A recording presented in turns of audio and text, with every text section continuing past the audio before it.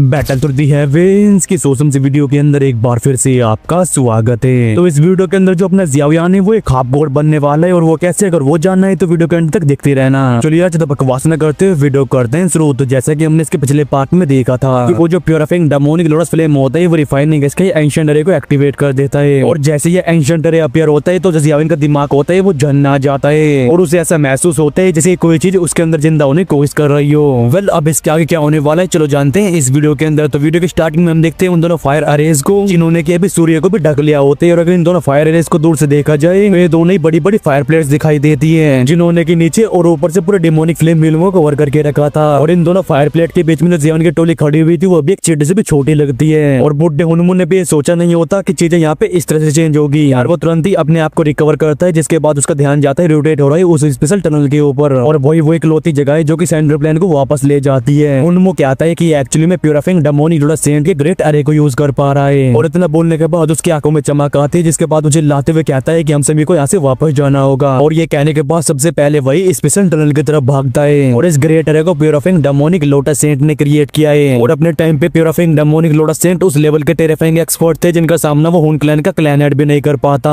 और इस बात को उसने खुद एडमिट किया था। और इसी वजह से जो भी इंसान प्योरिफाइंग डेमोनिक लोटस सेंट के बारे में जानता था वो उनकी पावर के ऊपर कभी भी डाउट नहीं करेगा। और बुड्ढे हनुमान को इस तरह से भागते हुए देख जो ऑल ऑफ सोल का ग्रुप होता है वो थोड़ा हिचकिचाने लगता है लेकिन वो कितना भी क्यों ना चाह रहे हो कि उन्हें यहाँ से भागना ना पड़े लेकिन एंड में जाके उन्हें अपने दांते ही पीसने पड़ते हैं। और क्योंकि बुड्ढे हनुमान को यहाँ से भागना पड़ रहा है तो इसी सदा इंडिकेट करती है कि ये जो दोनों फॉर्मेशन आ रहे हैं कुछ ज्यादा टेरिफाइंग है। और बुड्ढे हनुमान को इस तरह से भागते हुए देख यहाँ पे मौजूद सभी लोगों में एकदम डर का माहौल फैल जाता है और वो एंशिएंट क्लैन के एल्डर्स वो थोड़ी देर के लिए हिचक जाते हैं लेकिन एंड में जाके उन सभी को अपने दांते पीसते हुए हनुमान का पीछा करना पड़ता है। और भले ही प्योरिफाइंग डेमोनिक लोटस फ्लेम के टेम्परेचर इतनी ज्यादा खतरनाक है कि इसकी कोई भी बराबरी नहीं कर सकता लेकिन इसे हासिल करने के लिए जिंदा रहना भी जरूरी है। और अभी यूनिट की टोली भी इन सभी लोगों को भागते हुए देख रही थी और भले ही इन सभी की भौहें अभी सिकुड़ चुकी हो लेकिन इन सभी का ध्यान जाता है जियावियान के ऊपर। और अभी सीन कुछ ऐसा होता है कि जो जियावियान होते हैं वो अपनी जगह पे एकदम स्टिफ खड़ा हुआ था और वहीं उसके वो दोनों हाथ उसके सर के ऊपर मौजूद थे। उसे देख के ऐसा लगता है जैसे कि वो काफी पेन में हो और जियावियान को ऐसे देख के जो यूनिट होती है उसके चेहरे के हाव चेंज हो जाते हैं। वो चिल्लाते हुए कहते हैं बिग ब्रदर जियावियान क्या हुआ। ये सुन के जियावियान अपने दांतों को पीसते हुए कहता है कि हमें भी यहाँ से भागना चाहिए और अभी उसके दिमाग में ऐसी उथल पुथल मची होती है कि वो काफी हेल्पलेस फील करता है। और हालांकि उसे पता नहीं होता कि ये बड़ी बड़ी एरेज कैसे बनी है लेकिन इनके अंदर जिस लेवल की इनहाइलेशन फोर्स मौजूद है वो उन्हें जैसे सेंस कर पा रहा था। और कहीं अगर गलती से भी इनहाइलेशन फोर्स यहाँ पे फैल जाती है तो फिर यहाँ पे मौजूद हर एक इंसान राख में बदल जाएगा। और जैसे जियावियान के मुंह से शब्द बाहर आते हैं तभी आसमान में खड़ा हुआ प्योरिफाइंग डेमोनिक लोटस फ्लेम तेजी से हंसने लगता है और हंसते हुए कहता है कि तुम सभी लोगों को भागने में काफी देरी हो चुकी है, मैं तुम सभी को रिफाइन करके अपने फायर स्लेम में ट्रांसफॉर्म कर दूंगा। और ये कहती है वो अपनी दो फिंगर्स को नीचे के स्पेशल टनल की तरफ प्रेस कर देता है और उसके ऐसा करते ही नीचे के मैग्मा में से एक लेजर बीम लाइट ऊपर की तरफ शूट होती है और जैसे ये मैग्मा के लेजर बीम उस स्पेशल टनल से टकराते हैं तो तुरंत उसके पर कच्चे उड़ जाते हैं। लेकिन इसी टाइम पे कोइंसिडेंटली वो बुड्ढा हनुमान भी उस कोलैप्स हो चुके स्पेशल टनल के पास पहुंच चुका था और अभी बुड्ढे हनुमान का जो चेहरा होता है वो काफी गंदा हो चुका था और लगता है कि ये प्योरिफाइंग डेमोनिक लोटस फ्लेम नहीं चाहते कोई भी यहाँ से बाहर जा पाए। अभी होल ऑफ सोल का चीफ और बाकी सभी लोग भी बुड्ढे हनुमान के पास पहुंच जाते हैं। वो सभी लोग अपने डर से भरी आवाज में कहते हैं कि अब हमें क्या करना चाहिए। ये सुनकर उस बुड्ढे हनुमान का चेहरा भी गुस्से की वजह से लाल हो जाता है और वो कहता है कि अब मुझे क्या पता कि क्या करना है। और इस डेमोनिक फ्लेम रियलम को प्योरिफाइंग डेमोनिक लोटस सेंट ने बनाया है और इस टाइम पे वो purifying demonic lotus saint strength के उस लेवल पे था कि उसे दोदी के सबसे पास बोला जा सकता है। और जब तक उस स्पेशल टनल का यूज नहीं किया जाता तब तक इस कॉन्टिनेंट में कोई भी ऐसा इंसान मौजूद नहीं है जो कि इस रियलम से बाहर जा सके। और ये सुन के होल ऑफ सोल का चीफ अपने दांतों पर पीसते हुए कहता है कि अब आप मुझसे ये मत कह देना ये हमें यहीं पे रोक के बस सिंपली अपनी मौत का इंतजार करना है। ये सुन के बुड्ढा हनुमान हंसने लगता है और कहता है कि हमें टपकाना इतना आसान भी नहीं होने वाला। और इतना कहने के बाद उसकी आंखें जाती है पिल टावर के एंसेस्टर के ऊपर और पिल टावर के एंसेस्टर को देखने के बाद वो कहता है कि क्यों ना हम दोनों मिलकर कोऑपरेट करें। और अभी रिफाइनिंग स्काई एंशिएंट है उस डेमोनिक फ्लेम के कंट्रोल में और इसी वजह से मुझे लगता है कि तुम भी अकेले इसका सामना नहीं कर सकते। और भले ये बुड्ढा क्रिकेट से भी तेज रंग क्यों ना बदल रहा हो लेकिन अभी पिल टावर के एंसेस्टर के पास उतना टाइम नहीं होता कि वो उस बुड्ढे के ऊपर बर्बाद कर सके। वो कहते हैं कि इस रिफाइनिंग स्काई अरे को स्काई और अर्थ में बांटा गया है और इसी वजह से मैं संभालता हूँ स्काई वाले अरे को और तुम्हें संभालना होगा अर्थ वाले अरे को। ये सुन के बुड्ढा हनुमान तुरंत ही एग्री कर देता है। ये देख के जो पिल टावर के एंसेस्टर होते हैं वो तुरंत अपनी मुंडे घुमाते हैं और वो देखते हैं जियाओचेन की टोली को पिल टावर के एंसेस्टर कहते हैं। जियाओचेन एंशिएंट वॉर ड्रैगन छोटी लड़की और गुण नाए तुम तीनों मेरे साथ मिलकर अटैक करके इसे स्काई वाले अरे से डील करने वाले हो। और अब इन सभी के पास सोचने समझने का थोड़ा भी टाइम नहीं होता क्योंकि प्योरिफाइंग डेमोनिक लोटस फ्लेम ने सेंट्रल प्लेन वापस जाने वाले रास्ते को डिस्ट्रॉय कर दिया है। और इसी वजह से अगर ये सभी लोग साथ में मिलकर अटैक नहीं करते तो फिर इन सभी को प्योरिफाइंग डेमोनिक लोटस फ्लेम का फायर स्लेव बनना होगा। खैर तभी जो एंसेस्टर जियाओचेन और बाकी दोनों होते हैं वो अपने सर को हाँ में ला देते हैं जिसके बाद ये मूव होकर पिल टावर के एंसेस्टर के पास आ गए थे। और जब पिल टावर के एंसेस्टर अपनी हेल्प करने के लिए एक्सपर्ट्स को इकट्ठा कर रहे होते हैं तो फिर वो बुड्ढा हनुमान भी अपनी हेल्प करने के लिए उन एक्सपर्ट्स को ढूंढ रहा होता है जिनकी स्ट्रेंथ ऑलरेडी 4 स्टार दूसरे लेवल पे पहुंच चुकी है। और भले ये बुड्ढा हनुमान किसी को भी पसंद ना हो, लेकिन अभी सब के बारे में सोचने का टाइम नहीं होता, क्योंकि यहाँ पे लाइफ और डेथ की सिचुएशन बन चुकी है। और पिल टावर और बाकी सभी लोग को इस तरह से इकट्ठा होते हुए देख वो जो प्यूरिफाइंग डेमोनिक लोटस फ्लेम होता है वो खतरनाक तरीके से हंसने लगता है। और वो हंसते हुए कहता है कि तुम सभी के फालतू के एफर्ट से, और भले ही मैं उस बंदे से काफी नफरत करता हूँ, लेकिन क्या तुम सभी लोगों को ऐसा लगता है कि उसके द्वारा प्लेस किए गए इस फॉर्मेशन को तुम सभी लोग इतनी आसानी से ब्रेक कर सकते हो? और इस फॉर्मेशन ने मुझे यहाँ पे हजारों सालों तक कैद करके रखा है। अभी प्यूरिफाइंग डेमोनिक लोटस फ्लेम की आंखों में किलिंग इंटेंट फ्लैश होती है और अभी ये सभी लोग उसके लिए बिल्कुल भी जरूरी नहीं रह गए थे। और जैसे उसके हैंड सेल्स कंप्लीट होती है तो वो दोनों फॉर्मेशन जिसने की आसमान और जमीन को कवर करके रखा था वो धीरे धीरे करके खतरनाक तरीके से रोटेट होना शुरू कर देती है। और जैसे ये दोनों फॉर्मेशन घूमना स्टार्ट करती है तो उस रियलम के अंदर की जो एनर्जी होती है वो काफी ज्यादा भयानक हो जाती है। और अभी कुछ ऐसे एक्सपर्ट जो कि बेंचिंग क्लास में होते हैं उन सभी के चेहरे के रंग चले जाते हैं और कई लोग तो तुरंत ही खून फेंकने लगते हैं। और अभी का सीन कुछ ऐसा होता है कि इन दोनों फॉर्मेशन ने अपना अटैक लॉन्च भी नहीं किया, लेकिन तब भी ये लोग इसके सामने नहीं टिक पा रहे हैं। और फाइनली इस मोमेंट पे इन सभी को समझ आता है कि जो प्यूरिफाइंग डेमोनिक लोटस सेंट था वो आखिरकार किस लेवल का टेरिफाइंग एक्सपर्ट था। और तभी आसमान में खड़ा हुआ प्यूरिफाइंग डेमोनिक लोटस फ्लेम एक बार फिर से अपनी हैंड सेल्स को चेंज करता है और तुरंत ही उसकी बॉडी से वो क्रीम व्हाइट फ्लेम बाहर आने लगती है। डेमोनिक लोटस फ्लेम कहता है refining ancient sky reformation, refining to sky into slave. और जैसे उसके मुंह से ये आवाज बाहर आती है तुरंत एक बैंग साउंड के साथ ये पूरा रियलम भी कांप जाता है और तुरंत ही उन दोनों फॉर्मेशन से एक सर्कुलर क्रीम व्हाइट फ्लेम बाहर आती है। और ये क्रीम व्हाइट फ्लेम इकट्ठा होकर सभी की शोकडाओं के सामने एक 10,000 फुट बड़े फायर पिलर में ट्रांसफॉर्म हो गई थी। और इस फायर पिलर के अंदर वो डिस्ट्रक्टिव एनर्जी फोर्स भी भरी होती है। और अभी डेमोनिक फ्लेम के चेहरे के हाव भी काफी खतरनाक हो चुके थे।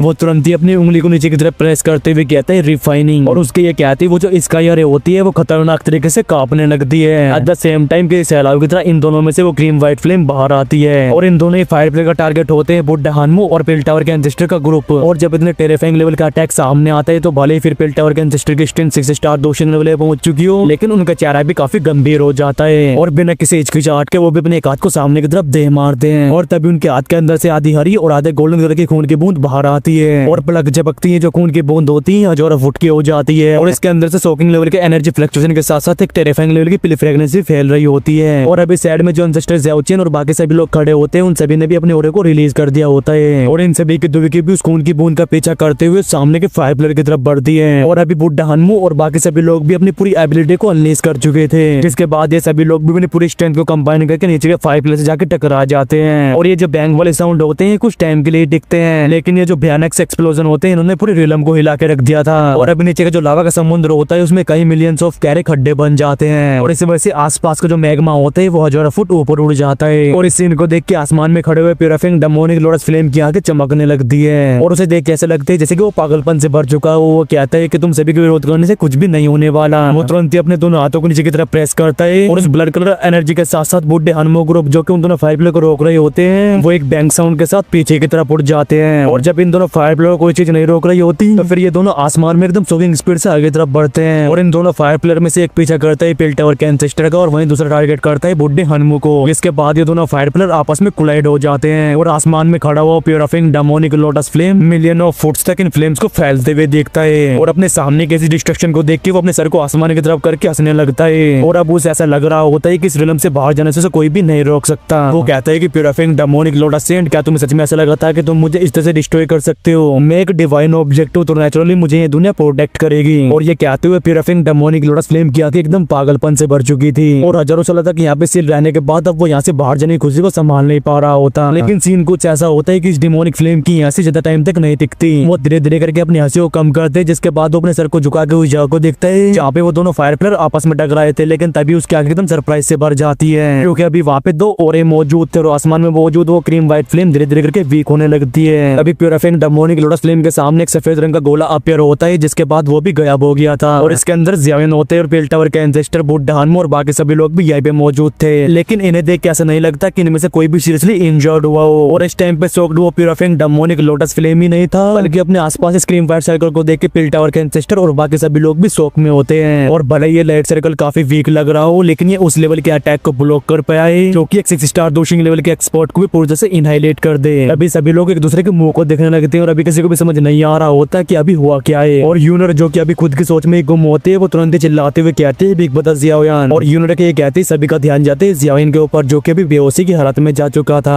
लेकिन उसकी बॉडी के अंदर से भी हल्की सफेद रंग की लाइट बाहर निकल रही थी। तब ये जो सफेद सी लाइट होती है जियान की खोपड़ी के ऊपर इकट्ठा होते हैं और तुरंत एक इल्यूजनरी फिगर में ट्रांसफॉर्म हो जाती है। अभी सभी लोग चिल्लाते हुए कहते हैं प्यूराफिंग डेमोनिक लोटस फ्लेम, और अभी सभी की शौक से भरी आंखें देख रही होती है जियान की खोपड़ी के ऊपर मौजूद इस इल्यूजनरी फिगर को, जो कि एकदम प्यूराफिंग डेमोनिक लोटस फ्लेम जैसा लग रहा था। और तभी हमारा ध्यान जाता है पिल टावर के एंसेस्टर के ऊपर, जो कि बड़े ध्यान से जियान के सर के ऊपर मौजूद इस इल्यूजनरी फिगर को देख रहे थे। अभी उनके दिमाग में कुछ क्लिक होता है, वो चिल्लाते हुए कहते हैं कि नहीं, ये प्यूराफिंग डेमोनिक लोटस फ्लेम नहीं है, बल्कि ये है प्यूराफिंग डेमोनिक लोटस सेंट। और पिल टावर के एंसेस्टर के इन शब्दों को सुनकर सभी लोग ऐसा लगता है जैसे कि उनकी खोपड़ी के ऊपर किसी ने बिजली के थंडरबोल्ट्स दे मारे हो। और अभी सभी लोग अपनी जगह पे थम चुके थे, क्योंकि आखिरकार ये अल्टीमेट एक्सपर्ट जो कि हजारों साल पहले ही खत्म हो चुका है, वो आखिरकार अचानक से जियान की खोपड़ी के ऊपर अपीयर क्यों हुआ। और जब सभी लोग शॉक फील कर रहे होते हैं, अभी जियाविन जिसकी आंखें अभी तक बंद रही थी उसकी बॉडी खतरनाक तरीके से कांपने लगती है। एट द सेम टाइम जियाविन धीरे धीरे करके अपनी आंखों को खोल लेता है, लेकिन इस टाइम पे उसकी काली आंखें एकदम सफेद हो चुकी थी। और जियाविन अपनी सफेद आंखों से चारों तरफ देखता है, और ये आंखें जिसके ऊपर से गुजरती है उसे ऐसे महसूस होता है जैसे कि उनके सामने एक डिवाइन गॉड खड़ा हो और सभी को उसकी पूजा करनी चाहिए। और इनमें वो बुड्ढा हनुम भी शामिल था। और ये प्यूराफिंग डेमोनिक लोटस सेंट, जो कि एक टाइम पे धोती बनने के सबसे करीब पहुंच चुके थे, किसी ने भी ये सोचा नहीं होता कि ये इस तरह से जियान की बॉडी के अंदर अपीयर होंगे। और अभी जियान के हाथों में आ चुका था हाफ गॉड का पावर, और जियान को ऐसे देख के जो यूनिट ग्रुप होते हैं वो भी एकदम शौक में चला जाता है। और अभी ये लोग भी सोच रहे होते हैं कि आखिरकार ये लेजेंडरी प्यूराफिंग डेमोनिक लोटस सेंट जियान के ऊपर क्यों अपीयर हुआ है। और अभी जब अपने मास्टर यावला होते हैं वो भी काफी चिंता में आ जाते हैं, लेकिन तभी उन्हें देख के ऐसा लगता है कि उन्हें कुछ याद आया हो। मास्टर यावला कहते हैं कि लगता है ये सब उस एंशिएंट मैप से रिलेटेड है, क्योंकि वही इकलौती चीज है जो कि प्यूराफिंग डेमोनिक लोटस सेंट और जियान के बीच में एक रिश्ता साबित करती है। और जैसे कि आप सभी लोगों को पता ही है कि जियान ने मैप फ्रेगमेंट को हासिल कर लेकिन अपनी जी जान लगा दी थी, लेकिन तब भी उसे एंड में जाके इंफॉर्मेशन के नाम पे घंटा मिला। लेकिन मास्टर यावला को अच्छे से याद होता है कि जब वो मैप फ्रेगमेंट एक साथ इकट्ठा हुए थे तो तब एक लाइट का क्लस्टर जियान की खोपड़ी के अंदर घुस गया था। और अभी जियान के साथ जो कुछ भी हो रहा है ऐसे उस लाइट क्लस्टर की वजह से ही है। और अभी जो यूनिट होती है वो भी काफी उतावली हो चुकी थी, वो कहती है कि अब हमें क्या करना चाहिए, क्योंकि किसी को भी नहीं पता होता कि ये प्यूराफिंग डेमोनिक लोटस सेंट अच्छा इंसान है या फिर बुरा इंसान। लेकिन अभी ये जियान की बॉडी को पोजेस कर रहा है, लेकिन अगर कोई अनएक्सपेक्टेड सिचुएशन क्रिएट होती है तो फिर सबसे ज्यादा नुकसान तो जियान को ही पहुंचेगा। ये सुन के जो पिल टावर के एंसेस्टर होते हैं वो कहते हैं कि तुम सभी लोग इतनी जल्दी डरो मत, और अब क्योंकि प्यूराफिंग डेमोनिक लोटस सेंट ने हम सभी लोगों को बचाया है तो मुझे लगता है कि इनके जो इंटेंशन है वो बिल्कुल भी गलत नहीं है, और इनका टारगेट है वो प्यूराफिंग डेमोनिक लोटस फ्लेम। ये सुन के बुड्ढे हनुम के साथ साथ सभी लोगों की आंखें जियान के ऊपर गड़ जाती है, मतलब लॉक हो जाती है। और अभी इन सभी के दिमाग में भी सिर्फ एक ही बात चल रही होती है कि आखिरकार ये लोंडा प्यूराफिंग डेमोनिक लोटस सेंट को कैसे अट्रैक्ट कर सकता है। और ऊपर से जो प्यूराफिंग डेमोनिक लोटस सेंट होते हैं ये अपनी स्पिरिचुअल फॉर्म में नहीं लग रहे थे, बल्कि ये एक तरह के स्पिरिचुअल इम्प्रिंट की तरह लग रहे थे। लेकिन ये स्पिरिचुअल इम्प्रिंट इतनी ज्यादा पावरफुल है कि यहाँ पे मौजूद सभी लोगों की जियान की पूजा करने की इच्छा हो रही थी। और अभी सभी लोगों को समझ जा चुका था कि जो प्यूराफिंग डेमोनिक लोटस सेंट की रेपुटेशन थी उसमें कोई भी गलत बात नहीं थी। और जब सभी के दिमाग में अलग अलग विचार चल रहे होते हैं तभी जियान जैसे प्यूराफिंग डेमोनिक लोटस सेंट ने पोजेस करके रखा था वो अपने सर को ऊपर उठाता है, जिसके बाद अपने एक हाथ को मूव कर देता है। और हाथ को मूव करते ही वो जो गोलाकार का क्रीम व्हाइट सर्कल होता है वो गायब हो गया था।